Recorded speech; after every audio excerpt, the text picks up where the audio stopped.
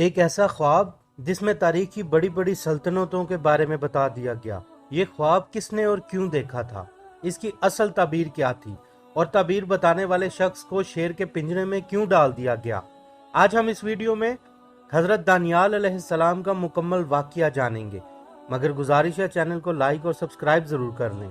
حضرت دانیال علیہ السلام اللہ کے برگزیدہ بندے تھے جو بنی اسرائیل کی تباہی کے آخری دور میں پیدا ہوئے تھے۔ آپ علیہ السلام 457 قبل مسیح میں اور بیت المقدس میں پیدا ہوئے تھے۔ دانیال کے معنی ہے خدا میرا منصف ہے۔ حضرت دانیال کے والدین کے بارے میں عہد نامہ قدیم میں کوئی معلومات نہیں ہے، لیکن محققین لکھتے ہیں آپ علیہ السلام یہودا کی نسل سے تھے جو بنی اسرائیل کا ایک اعلیٰ مرتبے کا خاندان تھا۔ جب دانیال علیہ السلام جوان ہوئے تو یہ بنی اسرائیل کا بدترین زمانہ تھا۔ لوگ بدعمالیوں، ظلم اور زنا گری میں مبتلا تھے، لہٰذا اللہ کا قہر بنی اسرائیل پر بادشاہ بخت نظر کی شکل میں ظاہر ہو گیا۔ بادشاہ بخت نظر اس وقت بابل کا ایک بڑا ظالم بادشاہ تھا۔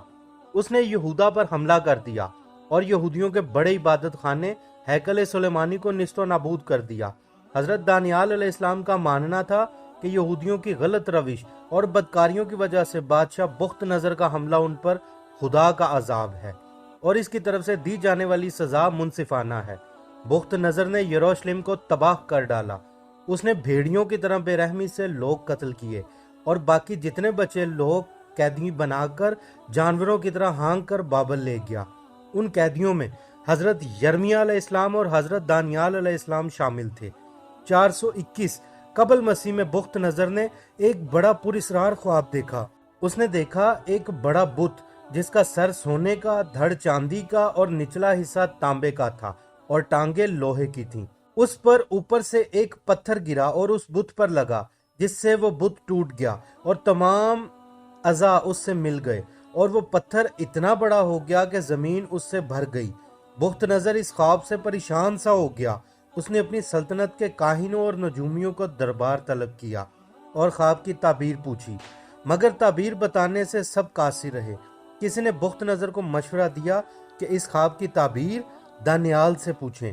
اس وقت اللہ نے حضرت دانیال علیہ السلام کو خوابوں کا علم عطا کر رکھا تھا اور آپ قید خانے میں بند تھے، لہٰذا حضرت دانیال علیہ السلام کو بادشاہ کے سامنے پیش کیا گیا، اور اس وقت کا دستور تھا بادشاہ کے سامنے آنے والا شخص پہلے بادشاہ کو سجدہ کرتا تھا، مگر حضرت دانیال جب بادشاہ کے سامنے آئے تو سجدہ کرنے سے صاف انکار کر دیا اور فرمایا سجدہ صرف ایک اللہ کے لیے ہے۔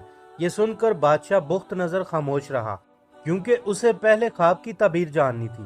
حضرت دانیال علیہ السلام نے فرمایا تو نے جو خواب میں بت دیکھا ہے اس میں سونے کا جو سر دیکھا ہے وہ تو ہی ہے، اور تیرے بعد ایک اور سلطنت بنے گی جو تجھ سے کمزور ہوگی، اور اس کے بعد جو تانبا دیکھا وہ بھی سلطنت بنے گی اور مضبوط ہوگی، اور لوہے والی سلطنت پھیل جائے گی، اور ان میں خدائے عظیم ایک سلطنت برپا کرے گا جو ہمیشہ قائم رہے گی، اور وہ حکومت کسی اور بادشاہ کے حوالے نہ ہوگی۔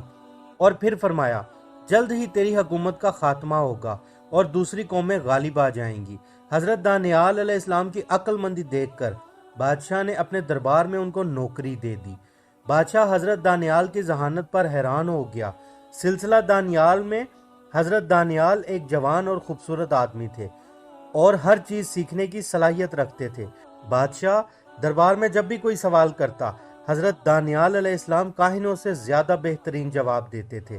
حضرت دانیال ہر وقت پروردگار کی عبادت میں مشغول رہتے تھے۔ 410 قبل مسیح میں بادشاہ کو پھر سے پریشان کر دینے والے خواب آنے لگے۔ تب حضرت دانیال نے بادشاہ کو خدا کی عبادت کی دعوت دے دی اور فرمایا تیری پریشانی تب جا سکتی ہے جب اپنی رعایا کے غریب لوگوں کے ساتھ اچھا سلوک اور عدل کرے گا اور ان پر اپنے خزانے کھول دے گا۔ بادشاہ نے اس بات پر عمل کیا اور بنی اسرائیل پر خزانے کھول دیے، یہاں تک کہ بنی اسرائیل کا ایک بھی شخص بھوکا نہ رہا۔ بادشاہ پر بھی آنے والا عذاب ٹل گیا اور ملک کے حالات بہتر ہو گئے۔ 397 قبل مسیح میں بادشاہ کی موت ہو گئی۔ مورخین نے لکھا ہے حضرت دانیال علیہ السلام کی مثال حضرت یوسف کی سی ہے، دونوں ہی قید کر کے لائے گئے اور دونوں ہی خواب کی تعبیر جانتے تھے۔ بادشاہ بخت نظر کے مرنے کے بعد اس کا بیٹا بادشاہ بنا۔ یہ انتہائی ظالم، جابر اور نکما حکمران تھا۔ بادشاہ کے مرنے کے بعد وزیر اس کو حضرت دانیال علیہ السلام کے خلاف بھڑکانے لگے، لہٰذا بادشاہ نے ان کی سن کر حضرت دانیال کو شیروں والے قید خانے میں ڈال دیا۔ جب حضرت دانیال نے غراتے شیروں کے سامنے خود کو بے بس پایا تو دعا مانگی، اے پروردگار، میں تیری مدد مانگتا ہوں، تیرے آگے یہ شیر بھی سر جھکاتے ہیں۔ اللہ کا حکم آ گیا اور شیروں نے آپ کو کوئی نقصان نہ پہنچایا۔ اس وقت حضرت جبرائیل علیہ السلام قید خانے میں تشریف لائے اور شیر فرشتے کو دیکھ کر سہم گئے۔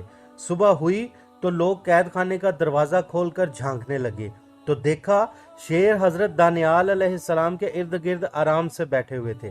اب لوگ سمجھ گئے کہ آپ اللہ کے برگزیدہ نبی ہیں، مگر وقت گزر چکا تھا اور عذاب قریب لگ چکا تھا۔